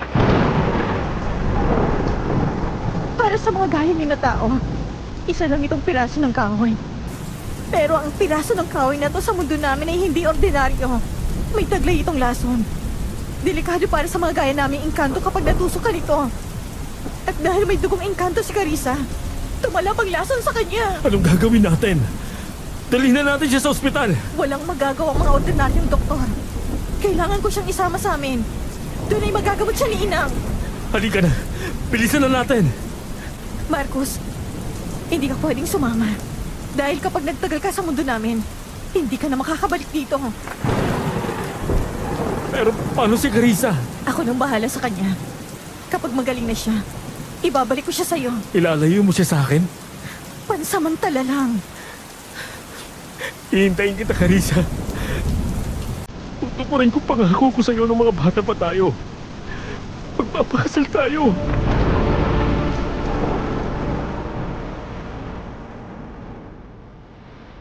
Ang kwento sa akin ni Vince mula daw nang nawala ako at isama ni Criselda sa kanilang mundo, palagi nang malungkot si Marcus. Mag-iisang buwan na ang lumipas mula nang makaengkwentro namin ang aswang na totoong dahilan ng gulo sa buhay namin. Ang araw na yon, lumawas daw mula sa bahay si Marcus at malungkot na naupo sa isang bangko. Oh, lungkot-lungkutan na naman ang atake mo dyan. Sad boy era? Miss na miss ko na si Carissa, Vince. Araw-araw, hindi mawala ang takot ko na baka hindi na siya bumalik. Baka kapag magaling na siya at nakita niya ang mundo ni Criselda, baka magustuhan niya na dun at maisip niya na hindi na bumalik. Sabi na eh. Wala nang kunin siya ni Criselda, naging matamlay ka na. Pero wag ka mag-alala, sir. Babalik si Carissa, maniwala ka. Kilala ko yon. Kapag sinabi niya, gagawin niya. Isang buwan na eh. Hindi ko maiwasang mag-alala. Hintayin mo lang siya. O Marcos, aalis na muna ako at may bibilihin kami ni Vin sa kabilang bayan. Baka mamaya pa kami makabalik. Sige mama, ako rin bahala dito. Ay, sandali lang, mother. Mamaya na tayo umalis dahil mukhang may magaganap na reunion. Reunion? Anong ibig mong sabihin? Ayun oh! Mula doon sa nilalakaran ko palabas ng gubat, nakita ko si Marcus na biglang napatayo. Una nitong nakita si Criselda na naglalakad sa unahan ko. Ngumiting lumingon sa akin ang kapatid ko bago binigyan ako ng daan. 4 na araw lang akong naroon sa mundo ng mga engkanto. Pero ang sabi ni Criselda, isang buwan daw ang katumbas nito sa mundo ng mga tao. Kitang-kita ko ang masayang mukha ni Marcus nang makita ako. Agad itong tumakbo palabas at sinalubong ako. Nang makalapit, hindi ko napaghandaan ang gagawin niya. Bigla ko hinalikan dito sa labi ng matagal. Hindi na ako nagpakipot pa, Madam Venus. Tumubod ako sa halik niya.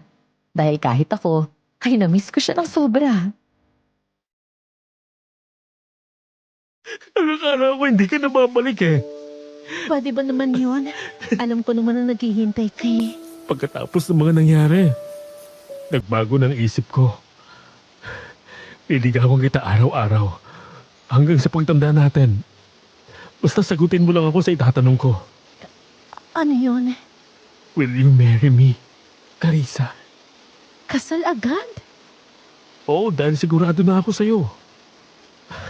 Mahal na mahal kita. Mas napatunayan kong nararamdaman ko mula nang mawala ka. Kaya nangako ko sa sarili ko at nagpaalam ako kay Mama at kay Criselda na sa pagbalik mo, gayayain agad kitang magpakasal. Kaya, pumapayag ka ba? Makakatanggi pa ba ako eh? Hiningi mo na agad ang kamay ko sa ate ko? Yes! Makakasal na kita, Marcus. Mahal na mahal din kita. Sa sobrang saya ko ay ako na mismo ang humalik kay Marcus sa kanyang labi. Matapos yun, ay matagal kaming nagyakap. Sunod akong sinalubong ni Ninang Susan at ang matalik kong kaibigan na si Vince. Teka, nasaan yung singsing ko? Ah? Nasa kwarto ko eh. Naku, bestie, mabuti na lang talaga at bumalik ka na. At alam mo ba ang chika? Tegi na si Cora. Ha? Patay na? Kailan pa? 2 weeks ago. Pumasok sa guba tapos ayun. Natagpuan na lang siya. Natsugi na ang lola mo. Abay nalunod daw. Makahulugan akong lumingon kay Criselda. Inosente itong tumingin sa akin ng patanong. Pagkatapos ay patay mali siya na hinawakan ng mga halaman sa paligid. Kumarap ako sa kanya ng nakapamewang. Madam, mukhang may kailangan kang ipaliwanag. Kasalanan niya yon. Inaway niya ako eh. Isang beses pumunta ako kay Ninang Susan para sabihan sila na huwag mag-alala sa'yo. Akala yata niya ikaw ako. Sinundan ako hanggang sa gubat. Tapos sinabunutan ako. Dinila ko ang paa niya sa lawa. Ay nako, bakit pa kasang hilig mong kumuha ng mga tao? Yung ibang nababalitaan ko na Encanto, ganyan din. Silang may kasalanan. Wala silang respeto sa kalikasan. At siya, inaway niya ako. Ang mga gaya niya kailangan parusahan. Ang ibang engkanto, kinukuha nilang mga tao dahil minsan sinisira nilang kalikasan o kaya may galit sila sa taong yon. Yung iba, dahil sa pag-ibig. O kaya naman pinoprotektahan nilang kanilang teritoryo. Hindi ako natutuwa na tagi na si Cora, pero mula noong nawala siya, naku, tumahimik sa compound. Ang mabuti pa, mauna na tayo, Vince. Mukhang mapapagabi tayo ng uwi. Mauna na rin ako, Carissa. Salamat sa lahat ha. Balik ka dito. Dadalaw ako. Kapag na-miss mo ako, pumunta ka dun sa puno kung saan ako nakatira. Sige. Isuot mo itong kwintas na to. Tingnan mo. Pareho tayo ng disenyo. Huwag mong hubarin yan dahil poprotektahan ka niyan sa lahat ng masasamang elemento na gustong manakit sa'yo. Salamat. Bye. Ingat ka. Halika na sa loob. Ipapakita ko sa iyo yung singsing na binili ko. Sing-sing lang ipapakita mo? Piya ka ha. Sige, dahil dyan, may iba rin ako ipapakita sa iyo. Hoy, sandali! Huwag tayo tumakbo, baka madapa tayo, hoy!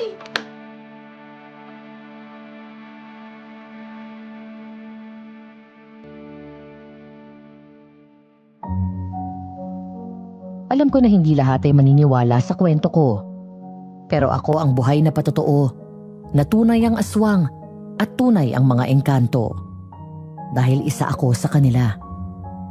Mahiwaga ang buhay at marami sa mundong ito ang hindi kayang ipaliwanag ng siyensya. Mga bagay na mas mabuti pa na maratili na lang na misteryo. At alam niyo ba, ang ganda-ganda ng mundo nila. Parang paraiso sa ganda. Nang magkarayo kami ni Criselda at mabura ang alaala ko, hindi naging hadlang yon para hindi kami magkitang muli. Naniniwala ako na ang Diyos ang mismong nagdala sa akin sa Baryo Malinaw. Napatunayan ko rin at natutunan ko mula sa mga nangyari sa akin na ang pagiging sakim ay walang naidudulot na maganda. Ang kasakiman ay maaring gamitin ng masasamang espiritu na maaring magdala sa atin sa kapahamakan. Ngayon ay kasal na kami ni Marcus, Madam Venus. At ilang araw pa lang ang nakalilipas nang matuklasan namin na buntis ako sa aming panganay. Si Criselda naman ay tahimik pa ring namumuhay sa kabundukan. Pero alam niyo ba na may isang binatang nagawang paibigin ang mailap at malamig na puso ng kakambal ko? Hayaan niyo, sasabihin ko sa kanila na sumulat sa inyo para sila mismo ang magkwento ng kanilang karanasan. Hanggang dito na lamang at maraming salamat po sa inyong pagsubaybay sa aking kwento. Sana ay nagustuhan ninyo at may natutunan kayo rito. Huwag po natin kalimutan mag-like, share at subscribe sa Aswang Diaries YouTube channel. More power po sa inyo and God bless. Love, Carissa.